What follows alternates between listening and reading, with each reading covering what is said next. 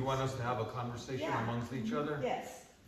Give us a beer. A couple. Two or three, One more I wanted, Dawn, I wanted you to share with them, you know, I did the wood stove of my childhood home. And I kind of have taken it for granted that we've always had wood stoves, no?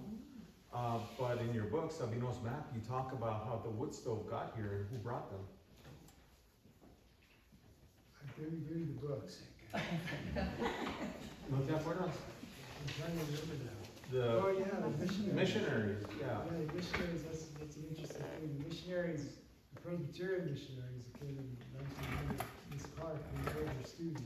So they brought a lot of things that we take for granted as part of Hispanic culture. But, the wood stoves, they didn't have any wood stoves in front of them. They always had corner fireplaces. And another thing, they didn't know how to can vegetables and fruits. They always dried things. And she brought the technology in canning. And the other thing was sophisticated outhouses. Before that, they just went out donde quiera. And they brought a lot of medicines and literacy. And some vegetables too, right? A bunch of vegetables they'd never heard of before. Could you use the microphone? Yeah, I was over here. Thank you.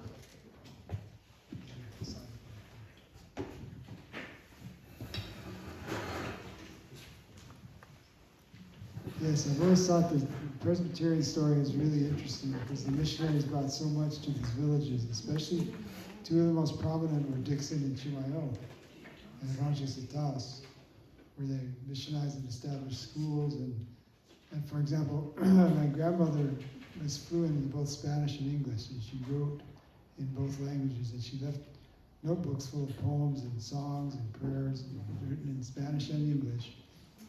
She went to the Presbyterian school and she learned good English at a very young age. And her cousins, who were forbidden from going there because the Catholic priests discouraged it. In fact, my great-grandfather, the legend in the family is that he was excommunicated because he took his kids to the Presbyterian school, but he probably just was discouraged from going to church. And she learned English perfectly, and all her first cousins didn't learn a word of English. They never spoke English.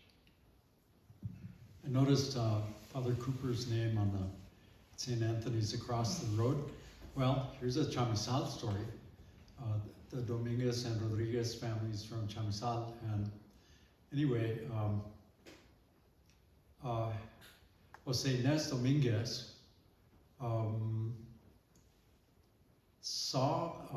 he appreciated education. He really knew that education was going to be some kind of future. And of 9 kids, 8 of them, well, one of them was an inocente. He got meningitis, and he always took care of the sheep. And he was great. He had a great life. He was probably the least screwed up of anyone, of all the rest. But they all became professionals. Why? Because he sent them to Allison, James, and Manal, and they worked in those gardens, and especially in Manal. And he would take the train down every year and take 50 pounds of bolitas. He would dry farm bolitas up here, and he would deliver them and say, "Here's this is what I could do." And they went, "Great, this is tuition. This is tuition." And Father Cooper found out, and he told them, "Ya no están bienvenidos en esta mesa." He says, "Don't ever come back to this altar. I will never serve you again." He told them that they were excommunicated, even though it was baloney, because excommunication has to be signed in Rome and all that kind of stuff. And Father Martinez didn't believe that his excommunication even got that far. That Lamy was doing the same trick with him, because he never saw the papers. And anyway, it's an old trick. And so what did they do? They said, "Oh, no problem. They're in Chamizal." And instead of having to go to Peñasco, the Presbyterian church was actually closer to their house, and they went there and they noticed something really interesting, because a lot of this started happening to a bunch of people because of education. because you only went through the 6th grade in public school, right? Then there's the Dixon case, we could talk about it all day, and about state-supported religion. But so there they were, and they said, okay, vamos con los presbiterianos, and they kind of had to refurbish the little church there in Chamizal, and they noticed that there were really a lot of bees around. There were really a lot of bees, and they had to reconstruct I think one wall was made of, it wasn't aladores, it was kind of hollow, and they found an entire wall of honey that just got hard, and it was holding up the roof. And so everybody came, and they got these big blocks of totally rock hard honey that the bees had made, and they boiled it down and enjoyed honey for years. But it was very symbolic, okay, this is our hive, this is where we're gonna come together now. So there's a Chamizal story, a Father Cooper story, and what happens when you educate your kids in a certain time frame here.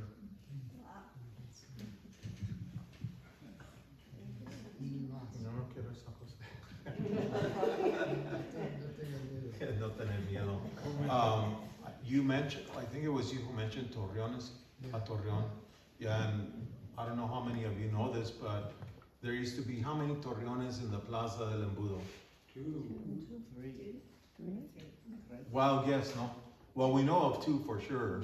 The one on the northeast corner that's been excavated by Sev Fowles and his students. And then there was a second one that actually used to be in the yard where Sev now lives, the Duran residence. But there was a third one that was in the house that's got the mural of San Antonio on the front wall there. That was the third Torreon there. Leveo confirmed that too, that he remembers that there used to be a Torreon there. So we don't know if there was a fourth one, the fourth corner, but we do know that there was those 3 Torreones there. So that brought that to mind when you mentioned yours. Did they have multiple stories, or were they? You never saw them. They didn't exist. I have seen pictures of both of them, but they're not 2 stories. The pictures that I've seen, they may have been brought down by the time they were photographed. But the one on the northeast corner, my grandfather used to use that as a storage shed for his farming implements and his semillas and all. The house that was his was the old Academia. That belonged to Alcarita and Enrique Duran, my great grandparents. It was also, Leveo was born in that house, but it was also the first house in Dixon with a corrugated pitch roof too as well. Tragically, unfortunately, it just burned last summer. David Lady lives there now. His mom was Linda Griffith. Well, it's interesting. I asked if it had multiple stories because do you know who David Snow is? He's an archaeologist. And he says that all these torreones, they were probably vestigial, that they weren't really used as torreones with multiple stories. People just built torreones because part of their architectural heritage and used them for storage, and just like he said. And they probably didn't have, very few of them had second stories. There's one in Chimayo outside the plaza. It's as far as I know it, the only one left that's been in continuous, it hasn't been reconstructed. There's a couple of reconstructed ones in Colondrinas and elsewhere, but as far as I know, it's the only one, unless you've heard of other ones. And also, our nonprofit just restored one on the top of Ridge. Yes, right, I read about that, yeah. I believe there's one in El Prado too. Yeah, Has it been It's still standing, right? yeah. well, the one in Chimayo is, it's adobe. Some of them are stone, but it's adobe. Oh, I just wanted to, Don knows this, but I just wanted to tell him in front of you all how incredible, what a great privilege it has been to work with him, with this collection of stories and dichos and stuff. And we have a lot of mutual friends. I know his sister. I knew his sister Carol from UNM. Saludamela. And anyway, he showed me this collection of dichos, and I said, oh, everybody's got a collection of dichos, you know. And he showed me the stories, and I said, yeah, all of these have been collected, but what hasn't been collected is all of that contextual stuff, much more so with the dichos. The dichos are kind of like, think of the dichos as well, it's a conversational genre, and it's, if that little text is maybe 10% of what's going on, 90% is like, who's using it? What's the situation? What's the conversation about? Dichos just don't mean things on their own. People have been collecting them since the Middle Ages, totally decontextualized. You know, they call them refraneros. And I said, no, distinguish your work. Distinguish your work. Do you remember who told you this dicho? And he says, of course, I have pictures of them too. And that turned into Chasing Dichos Through Chimayo, which I'm very proud of, maybe even more proud than him, but I doubt it. We're both very proud of it, but we did that one in the Querencia series, but the other one was already accepted. The Cuentos was M&M Press, right?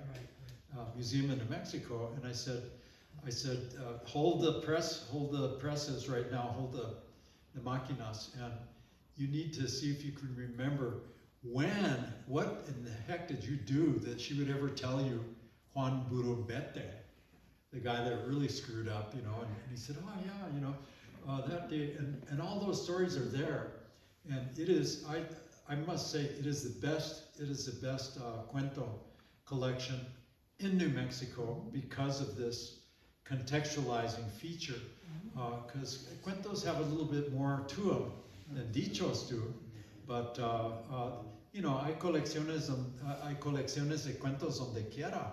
Juan Rael collected whole bunches of them, and they were looking at different things back then. They were looking at transmission and maybe where they came from, and well, they all came from India originally, right?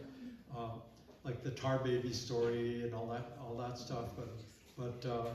So these books are truly distinguished. I think I got to write about that in one of them, but it's such an honor to work with Don Usner. I need to tell everybody. Thank you, Enrique. You just Not did to mention this dude, you know. yeah, you just did a great sales job on my book. And Should we put our shades back on? I don't have any of the Cuentos books.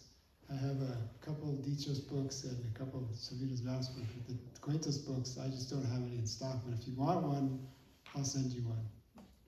And I do the same thing as Enrique. I just sell them at my price, which is 40% off. Or you're selling it full price and donating to the library. Right? But I wanted to say something about dichos. We all grew up with hearing dichos and part of everyday discourse, and they're great coinage to use wherever you are in Latin America. You just drop a dicho and you have an instant entree into conversation. When I was on a boat in Ecuador in the Galapagos, and the guide on the boat and I got into a competition every day. The first thing in the morning, he'd come up with a dicho, and the other one would have to respond with a dicho. And I, thanks to the book with 270 dichos from my grandmother, I beat him out. Yeah, Enrique, I wanted to ask you about something that you mentioned a while ago with regards to Gloria Anzaldúa and the form that she uses in her writing. What did you call it? What you used, like 3 different words about it?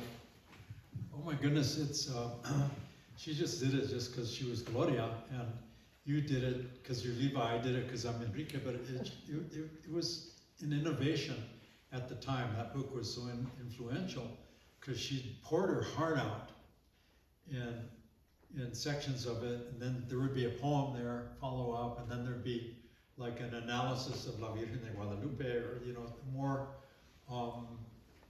What's that? Creative nonfiction. It's not scholarship. It's nonfiction, but it's creative. You try to make the prose purple, my favorite color for prose, and that's like that. I like that mixture of things. This librito is way too small for a university press. It was way too small, and I was going, oh well. I finished it at least. It's in the drawer, and then Sage tells me we always give each other advice, right? I'm his profe. He was my. He doesn't call me profe anymore, but Yeah, I do. yeah. Anyway, we always give each other advice, and he says, "Oh, at the book meeting, the annual book meeting in the New Mexico writers, Carmela Padilla's heavily involved in that, and he said I went to that and I sat, and there's this guy named Zach, and he does poetry and he does some fiction, some short fiction, and in fact." He's got a great list. He publishes Margaret Randall. His newest book is Demetria Martinez, and then this is on the heels of that. And so Sage says, well, like, hey, there's this guy in IBQ and Zach, and turns out everybody knows him at UNM because he graduated from the honors program, which does Conexiones, right? And he never went, but I showed him my stuff, and he said, "Wow, this is great." And so thanks. So anyway, origin stories. You can go on and on, but there's a lot of. Siempre soy muy agradecido con todos. ¿No? A guy sold me a spruce tree one time. He just dug it up in the forest, and it had kind of half of a burlap sack, and it was falling apart, and it was the end of the day, and I stopped, and he sold it to me, and I was looking at it, and I said, "Is this going to survive?" And he said, "Oh yeah, I guarantee it. El pino real es un arbolito, es un pino muy agradecido, meaning just water it, and it'll do well." I never heard that used with the tree. So agradecimientos are really, really important because they contain the word gracias, and gracia is it's like a moral economy. It's like por la gracia de Dios aquí estamos toditos, hoy vivos y no muertos, verdad? And it's something it's this great gift that we don't deserve, but we get it anyway. And that's why you say gracias when someone does something. And that's why agradecimientos are so important. Speaking of that, I want to thank you for your compliments that you gave to working with me, and I have to say the same. It's an honor to be up here with you two guys who are giants in my world, and I appreciate so much all you've done and all your work, and could listen to your poems all day long and your stories all day long, and I guess we have. Well, not all day, but no, I meant we didn't do it all day. I could too, I could. But no, going back to that poem that you were talking about, Enrique, and I discovered Gloria Anzaldúa later in my education because I was an architecture student. We didn't read Gloria Anzaldúa in architecture school. But so I was already working with that form when I discovered her, and I'm like, whoa, that's kind of the way I write too. And ever since then, I've been contemplating like what influenced that form for me. And I can't come up with an answer, but the closest answer that I come up with is La Academia. Tomás and Esteban and the way that they were writing, La Academia, Tomás Atencio and Esteban Ariano, the way they were writing, and they were incorporating dichos and refranes and picardías and just really colloquial vernacular perspectives into their work, even though it was, somewhat scholarly also too as well. You wouldn't note it because just the way they kind of turned it into plática, no? Yeah. So I think that they had that influence on my work through the Academia's work, yeah. And, Me too. yeah. El Arroyo de los Pinos Reales, there's actually an arroyo here in Dixon called El Arroyo de los Pinos Reales. It's not in Dixon, it's up in Upper Cañoncito. You mentioned Pinos Reales, and hay un arroyo aquí así. Yeah. I don't know if Joe's still here. Joe, Sirio's still here, or ya se fue? Yeah, so, oh, there he is. Oh, yeah. El arroyo ese está allá junto a tu casa, no, Joe? It's by your house. ¿Cuál de ellos? El de los Pinos Reales. Sí. Mhm. And I've never been able to figure out, I'm always asking these questions. El spruce, you know, you can square needles, you can roll them. And then Douglas fir, they're flat, you know, and white fir, you can draw them between your fingers. And ¿y por qué la gente dice pino real a los dos? I've noticed maybe there's some other, you know, I'm always asking those kinds of questions. And by the way, it's not ponderosa, that's the Latin name that people use. What do we call them? Pinavete. And which is about halfway between a spruce and what's an abeto is like a hemlock or something. It's just, anyway, it's a combined word. Pinavete. Pinavetales. Pinot Real, is that just not one species? I've heard, I don't tell people what to say, I listen to what they tell me. Well, And a guy's sitting there and he's looking at a white fir, which is pretty distinctive, you know. And he says, oh, qué bonito Pinot Real. And then there's a blue spruce next to, oh, qué bonito Pinot Real de esos azules. But how come there's not a separate name for it, you know, like, I don't know. Alcahui, See? Alcahui, For spruce? well, you know, it's something that, yeah, That you've heard for, it's for spruce, but it's for it's not for the Pinot Real, it's for the stronger one, for the, you know, it's hard to explain. In terms of gathering wood, it's the one that you would want because it burns longer. Now, I Okay. can't identify it, side by side, but it definitely stands out by itself. yeah. Well, that's the kind of stuff that Aurelio Espinosa was after. Juan Rael was after it. Also, Ruben Cobos, especially, you know, he was all over all that kind of stuff. And it's interesting looking in their notes, but siempre lo que me diga la gente, like I'll write it down, I'll in my cuadernito, I'll like, El Sirio dijo que Alcahui, and I'll look, okay. He might have meant alcahuete. I was thinking that, but I didn't say it. Pinavete, alcahuete, no. We've heard that word, no? Yeah. Es la señora que, you know, that sets you up. It introduces you to her sister, right? ¿Más? ¿Preguntas? Y si no está bien, le entramos al reception. ¿Dónde está la cerveza? Well, I have a kind of an odd twist on things. My husband's great aunts taught at, what was the Presbyterian school, Quentin? My hearing aids are not adjusted for this distance. Young. Oh. Okay. Where did your aunts teach? What school did they teach at, Quentin? Say it again.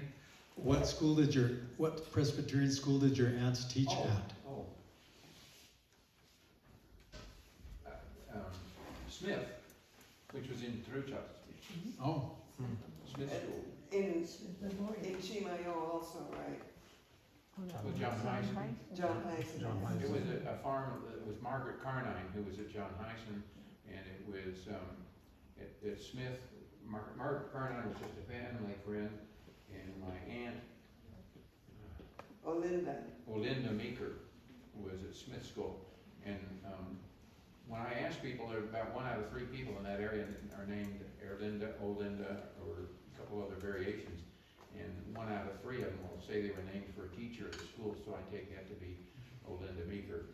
But the interesting thing to me is that we talk about, you know, what the missionaries brought and what they gifted, but the Spanish also gifted back, because in his family I have a beautiful collection of Rio Grande blankets, and they were given by parishioners in appreciation. So they were giving back. I've got those that the people gave my dad at Allison, just smaller ones, enough to fit on a table.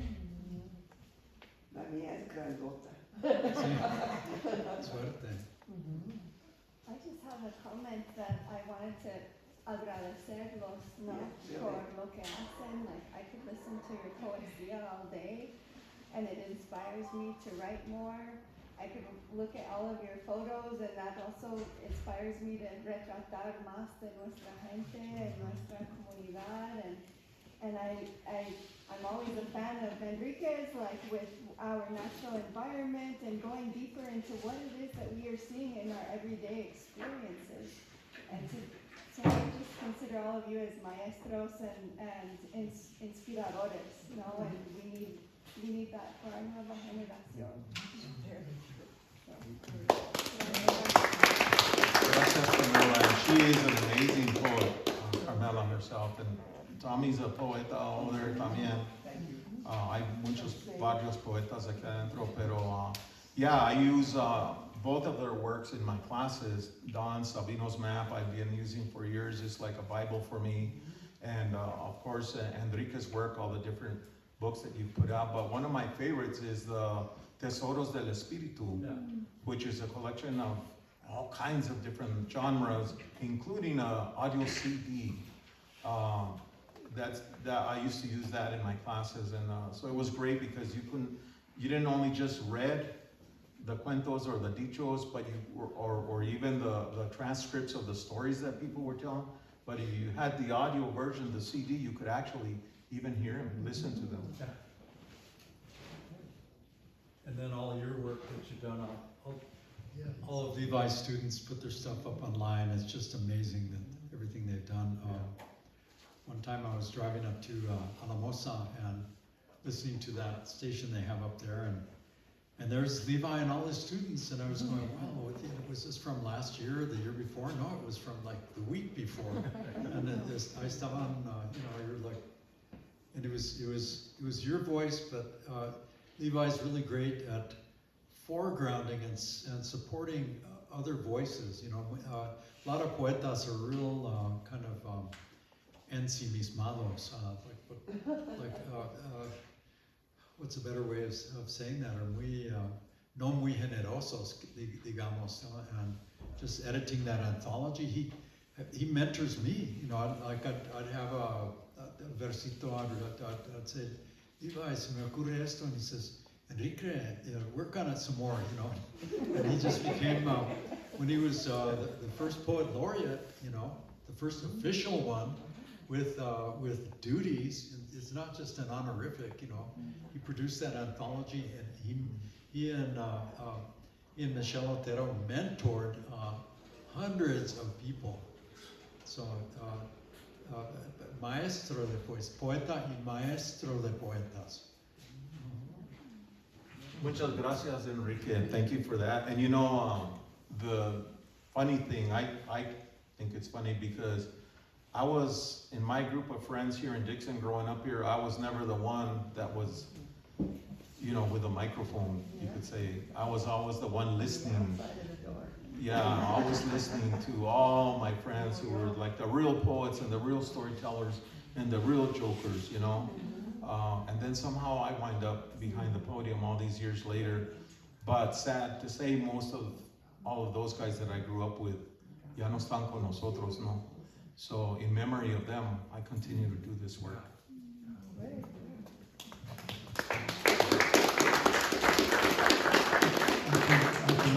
A comer. Gracias. Thank you.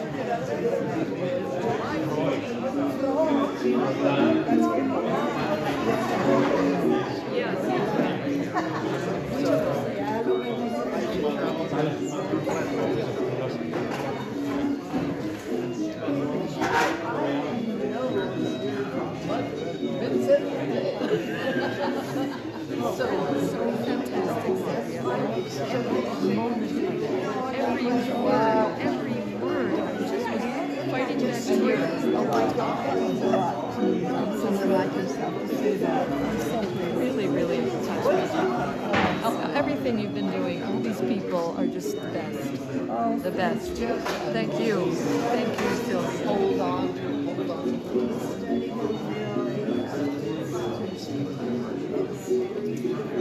Just doing my job, girl.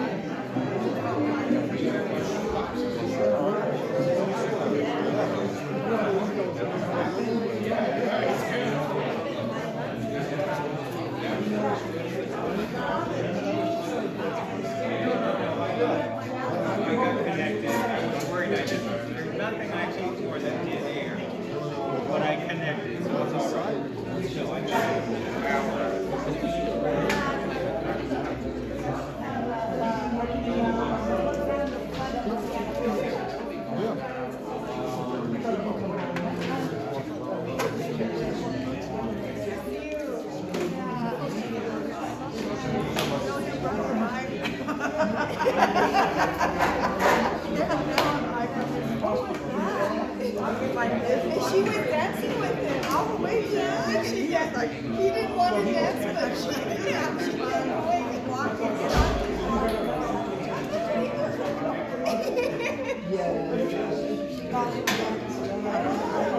And he was like this.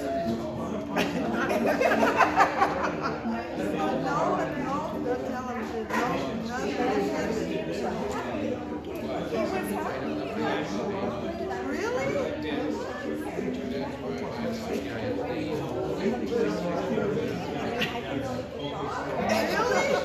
Only when she comes around. The last time I saw Chili come, he was a little different.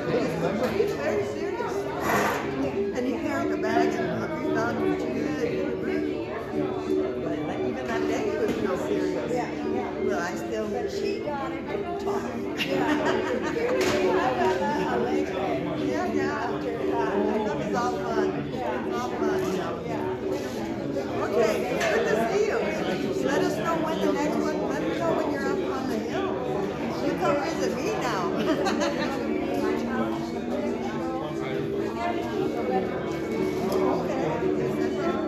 Oh, I want to see him. I haven't seen him perform for a while. And when you're up there, come and visit me. Bueno, take care.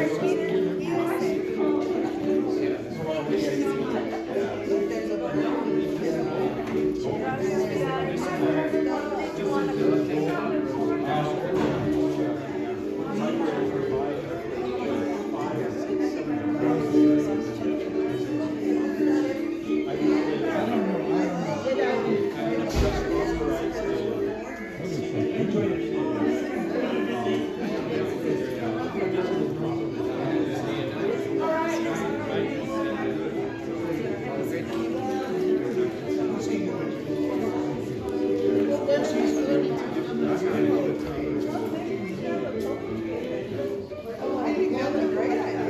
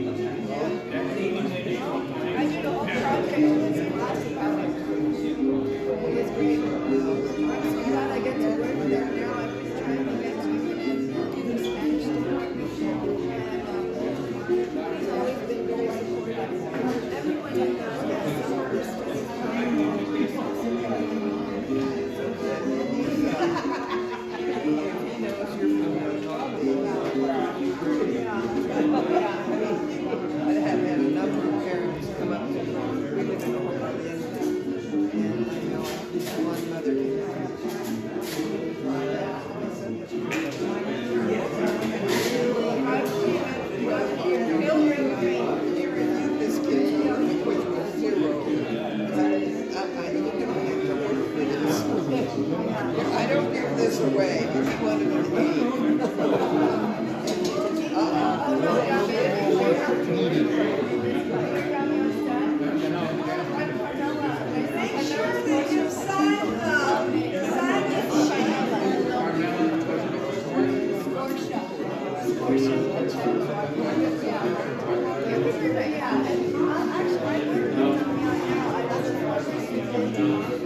But now I'm actually faculty with him, and it's really great. Yeah, I'm so happy. And, yeah, happy we can live together. He's in another role right now, but I still see him. And he's always, been there. No, actually, so I'm from Los Alamos, but my family on my mom's side is from all around northern New Mexico. But my mom lived there, I grew up there. My grandfather lived from Enrique and Chama and Los Alamos, there. So yeah, that's we have my mom's Paulino. We're originally from Omaha, Caliente. Her last name was Gallegos. Yeah, I can't tell you. One of them was Bailon, but I don't remember his Grace and Bailon from Gallegos. Grace and Bailon Gallegos. I know the Wilsons. And then there's Gerald, he still lives there. Gerald Gallegos, he lives kind of by the store, a little more. From there forever. They're from by one Gallegos was his dad. His name, what did I say his name? Yeah, Gerald Gallegos. He's retired from the state oil Well, the Gallegos, they moved to Los Alamos.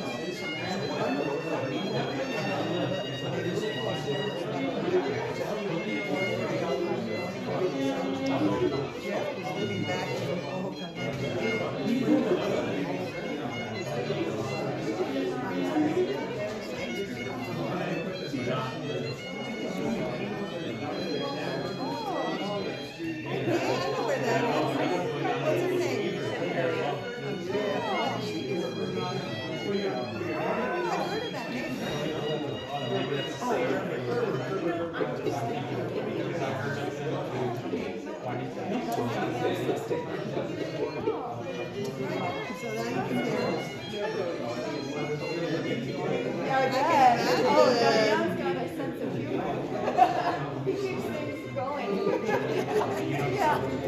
Yeah, that's cool. Yeah.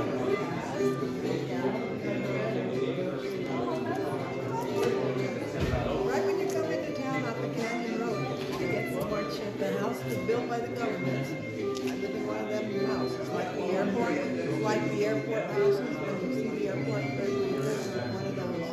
And I just live right off the canyon. You see that little elementary school, I went to that school.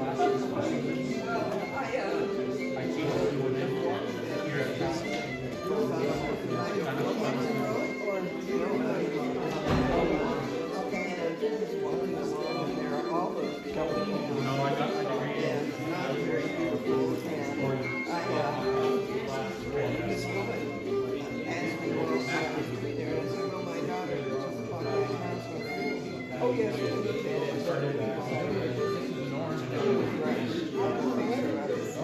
And so, I said, well, my kids are both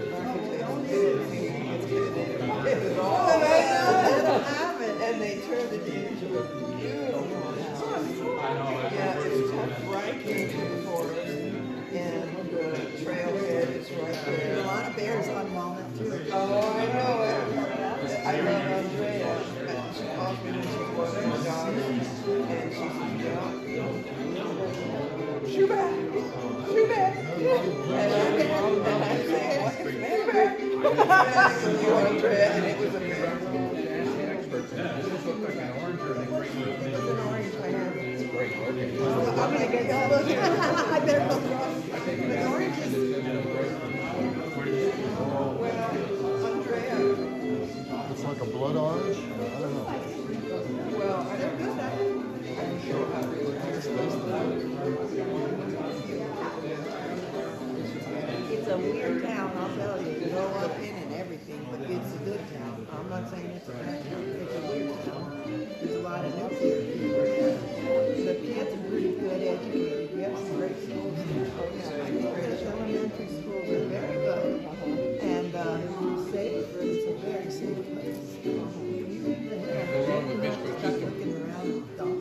doors and cars and stuff, but pretty well safe in Los Alamos.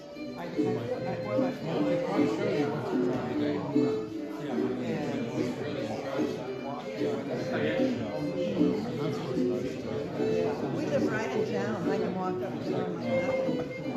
That's what I like. People that live way up down those fancy houses on Bronco Mesa, it takes them at least 20 minutes or more to come to the store to get it for their meal. Yeah. Not me, I can walk and go back. I'll be cooking and he'll go drop to the store. I need something to come back. Yes. Yeah, riding a bike.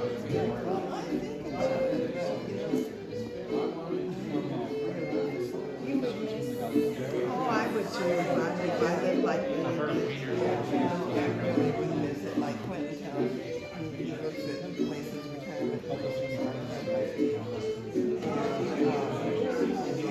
I've seen that. That's a very ritzy place. And that's probably the best you're gonna get is 50%. And I'm not saying a whole lot. The best I could get would be at least 50%.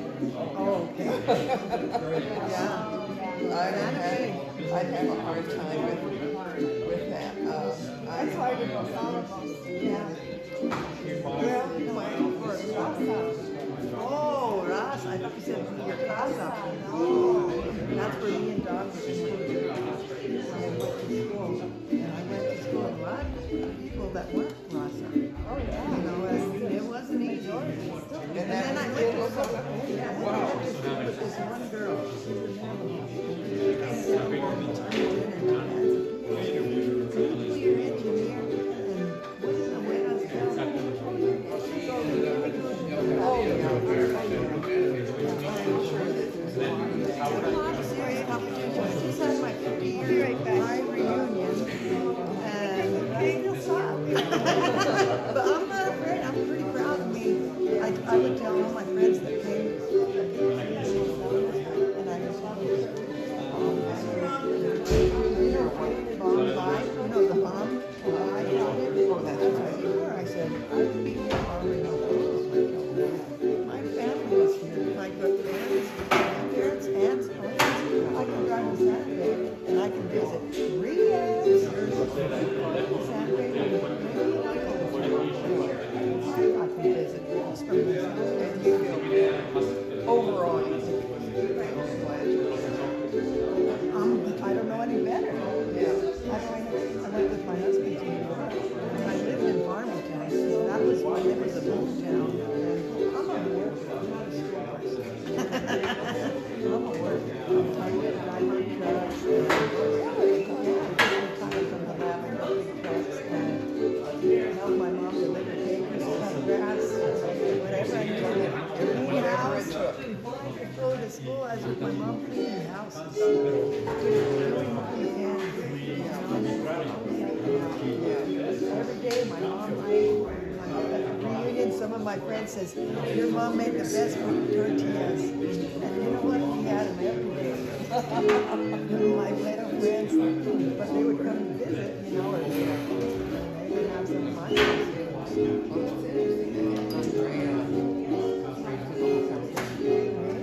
She went to Now it's a charter school.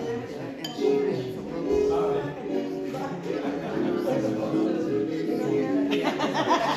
That's what it is. It is. And then they kind of try to, nothing wrong with being smart, but you know what? You have to respect everybody for what it is. Well, the thing is, you have to not assume that you're smarter than everyone else. Oh, yeah, when I worked at the lab, you know what? Even my neighbors and they debating on how to Pick it up. no. Throw it over the fence But if and you the do, neighbors. no, if you do that way, this is what's gonna happen. Oh, no. That's kind of funny, but it's not bad. It's very nice to be around people. My son married a girl from England. They have to leave. She always stays in the village. She goes to all those weird people.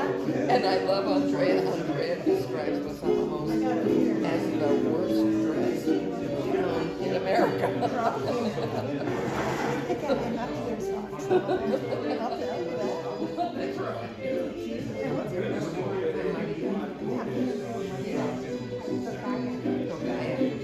And you're from,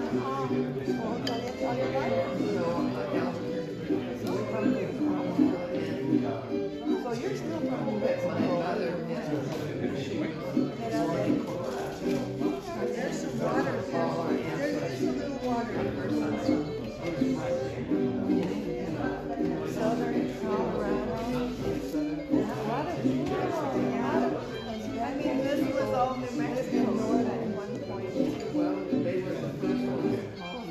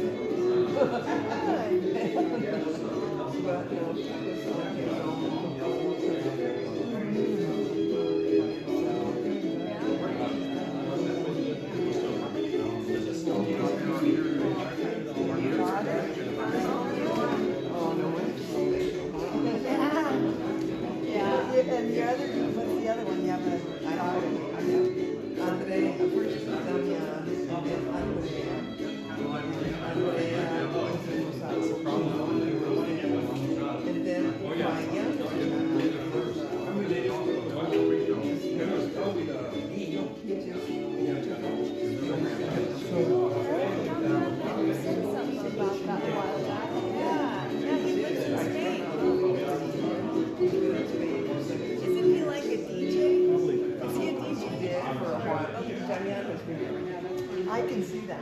He's not afraid to get his hands dirty. He's not.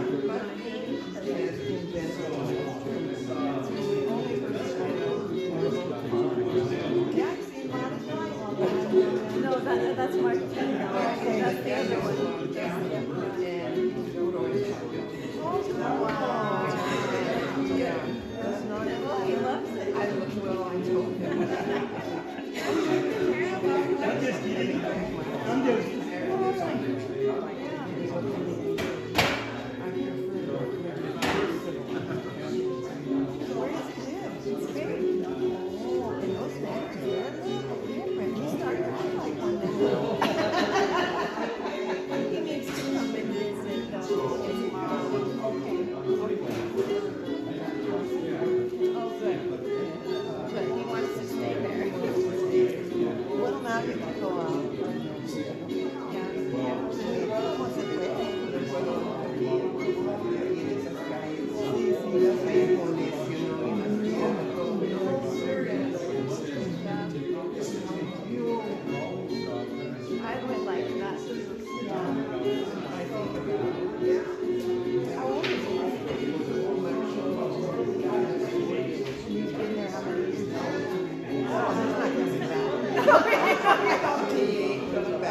So, honey, if he's been there That's why he's saying those things, to symbolize being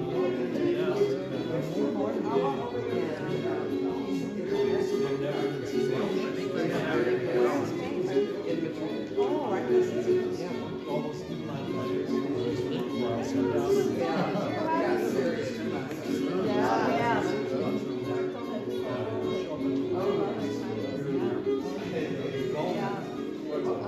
Yeah, and I'll see him probably, you know, this week. I'll tell him I met you. And tell him. Oh, it was. I will.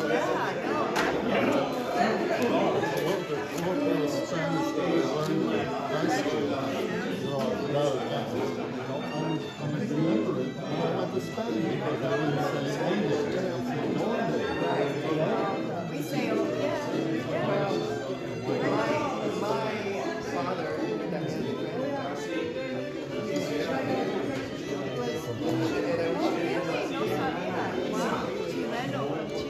That was your father? Oh, I didn't know that.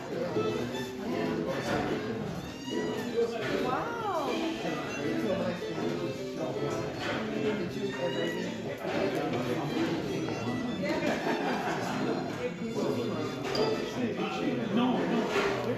Oh, Len. Yes. He stayed at our place once. Yeah, but we told him this one night. Yeah, one night. Yeah. See you later, Lynn. Len from Belgium. Yeah, yeah.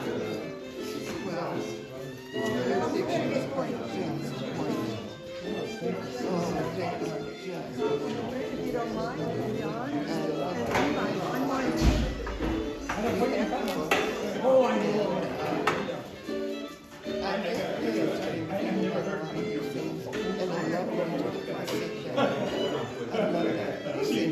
Levi, if you don't mind, can you get my Dr. Madrid will take your picture? In the garden, and that's what And I'll get mine. that's what he was saying, that's Timothy. Everybody wants someone. I just grabbed some.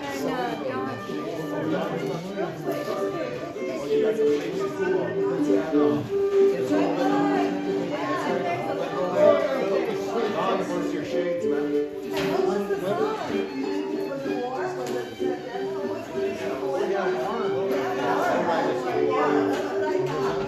I can't believe we do it anymore. Either we're both strong or age you're younger. We even had an 8-track on the car. I know, I remember the 8-track. Oh, my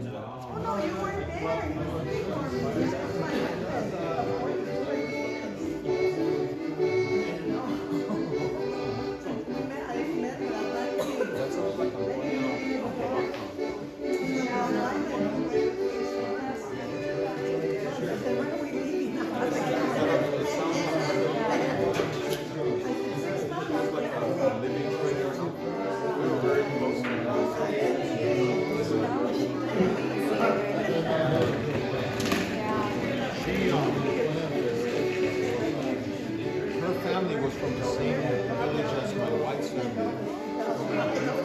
You've heard of Mora and Sapillon, Rociada, but the town where they were from is just above Rociada. It's called Gaskin. Or Gaskin, it's a French name. A lot of French people out in that area. So they were from Gaskin. And my wife's family, it's in my essay in Silencio. I'm following the Manisa Trail. So my wife's grandfather migrated to Wyoming following the beef truck. So he wound up getting a job over there in the sugar company. He ran the sugar company. Somehow, for some reason, decided to bring him back with that big flatbed truck so that he could get the rest of the family and their neighbors belongings. So they came back to his home. And then the neighbors said, we want to live too. So they loaded up all their stuff, meager stuff, belongings in the big flatbed truck. And Antonio Morales' family was one of them. So they went to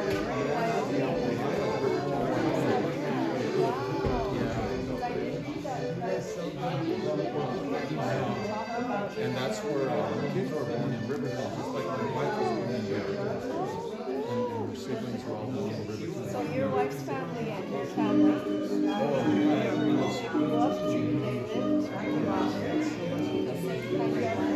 my wife was telling me the other day, she told me before, but she was telling me the other day again that the Apalacas in Riverdale were known for queso de cabra.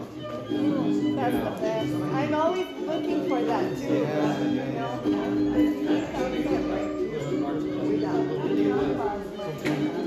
Somebody makes it. There used to be a man in Chamizal that used to bring it to Dixon. Started, he'd go through all the neighborhood, and my mom would say, "Corre, tell him to come to the house." So, and his name was Paz Lopez. Paz Lopez. Paz con el queso de cabra. Yeah. That's right. Oh, so there's your mom's family, your wife's family might have some stories. Because they're all gone now. All my wife's aunts and uncles and people are gone now. And then Polacos to me, I mean the older ones. But was Antonia part of that then? She probably moved up there. Yeah. Okay. So that's where her kids were. Oh, right. Yeah. Okay. Oh, qué especial. And I spent a lot of time there in Riverdale over the years because we used to go every year There's still family up there probably. to visit my wife's family. But all the tios and tias are gone, and then the younger kids, they all either moved away or they don't identify as Mexicanos, Manitos the way the older people.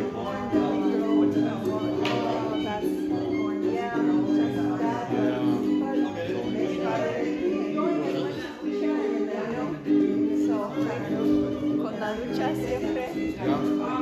La vida es una lucha, ¿no?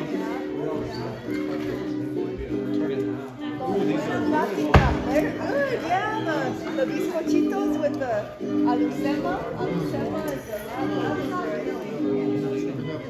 no, I just had one, but they were saying, yeah,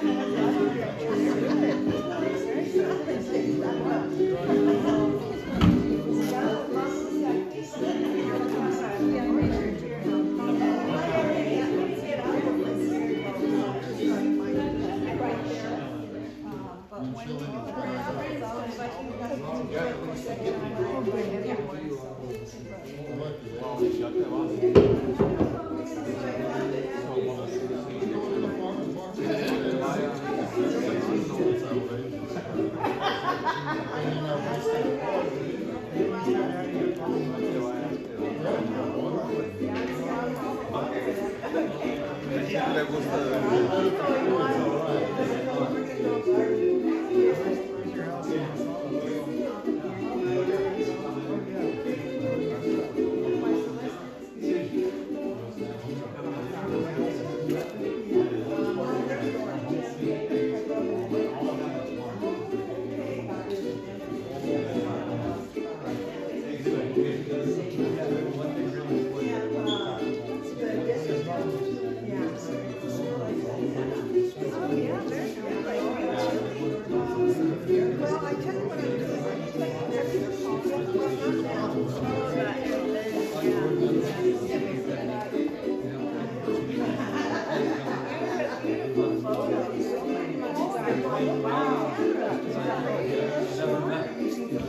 phone.